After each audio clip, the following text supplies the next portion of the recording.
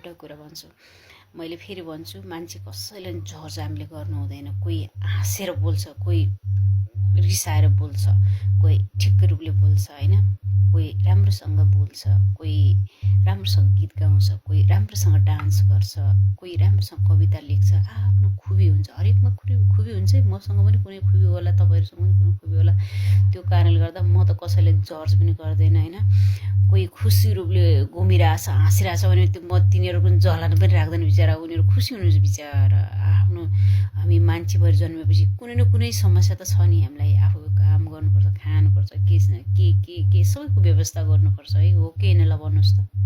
त्यो कारणले गर्दा अनि कोही कसैको कस्तो हुन्छ भने आफ्नो भए पनि अर्काको बढी जज गर्ने, के खायो, के लायो, के गर्यो, यसले कस्तो लगायो, त्यस्तो हेबिट। तर मेरोमा त त्यस्तो छैन। म अर्काको जज पनि गर्दैन। अरू के खाएको, के लागेको मलाई त्यस्तो मलाई मतलब नै हुन्न। म सानैदेखि त्यस्तै छु, अहिले पनि त्यस्तै छु। मेरो यो अहिलेसम्म यस्तै चलिरहेछ। जिन्दगीभर यसरी नै चलाउँछु कि अरूले जज नगर्ने। म जजै गर्दिनँ। तर यति कुरा हो कि म चाहिँ सकभर एक्लै बस्न खोज्छु, किनकि मलाई आनन्द मिल्छ के। त्यो हुन्छ नि, त्यो जस्तै हुन्छ नि, हामी एक्लै बस्यो भने अनि हल्का विचार हाई भएको, अनि सोच राम्रो भएको, केही सिकम केही गरम, अरूलाई उठाम भन्ने मान्छेसँग बस्यो भने हामीले केही कुरा सिक्न पाउँछौँ, केही कुरा जान्न पाउँछौँ है।